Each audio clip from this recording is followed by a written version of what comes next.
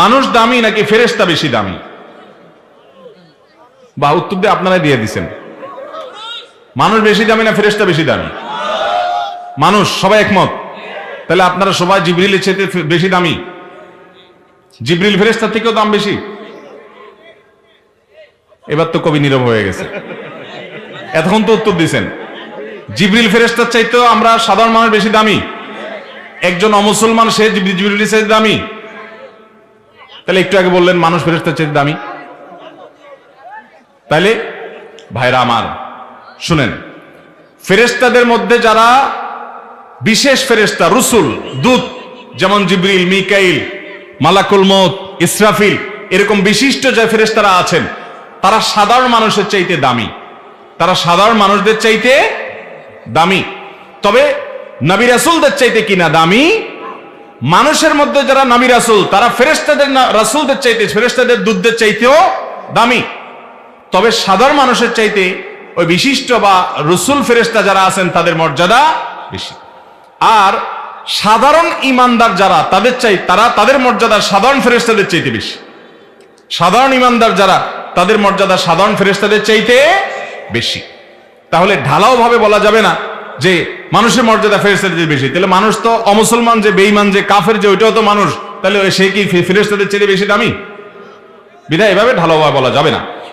অজুর পরে পায়ে পানি দিতে হয়, কিন্তু আমার পায়ে পানি দেওয়া নিষেধ, আমি কি করব? অজুতে পানি দিতে হয়, অজুর পরে না। অজুর সর্বশেষ কাজ পানি, পাও ধোয়া পানি দিয়ে। এখন কারোর যদি পায়ে ব্যান্ডেজ থাকে, কাটা থাকে, সেটা ধোয়া নিষেধ থাকে, তাহলে যেই জায়গায় ব্যান্ডেজ থাকবে, ধরুন একটা আঙ্গুলে আছে, ওইটা বাদ দিয়ে বাকি জায়গা পানি দিয়ে ধোবেন। আর ওই বেজাটার উপরে, এই ব্যান্ডেজটার উপরে বা কাটা জায়গার উপরে ভিজা হাত আলতো করে একটু শুধু মুছে নিবেন, বাস অজু হয়ে যাবে। এটা হাতেও হতে পারে, পায়েও হতে পারে, যে কোনো জায়গায়। এভাবে করলে আপনার অজু হয়ে যাবে। আমি মরলে বুঝবি সন্তানকে এমন কথা বলা যাবে কিনা? এটা তো বলা যাবে, অসুবিধা কি? কথা তো ঠিকই বলছে যে মরার পরে তো বুঝবে। মা বাপ যতক্ষণ বেঁচে থাকে ততক্ষণ ছেলে মেয়ে বুঝে না। বুঝে কখন? মরার পরে। কথা তো ঠিকই বলছে, তো ভুল কিছু বলা নাই তো মা বাপ। আজানের সময় কি মহিলাদের মাথায় কাপড় দিতে হবে, এমনটা কি ইসলামে আছে?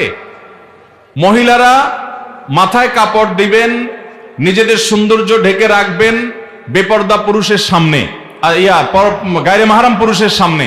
গায়রে মাহরাম পুরুষের সামনে যখন যাবেন, তখন তাদের সৌন্দর্যকে তারা ঢেকে ঢুকে রাখবেন, প্রকাশ করবেন না। আজান দিলে তখন মাথা ঢাকতে হবে, এমন কোন কথা কোরআন হাদিসে কোথাও।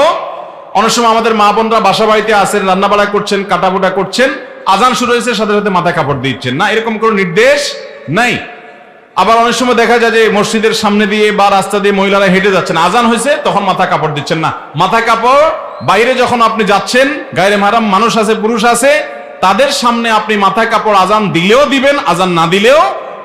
অর্থাৎ আজানের সাথে মাথা কাপড়ের সম্পর্ক না, মাথা কাপড়ের সম্পর্ক হলো কোন গায়রে মাহরাম এখানে আছে কি নাই তার সাথে।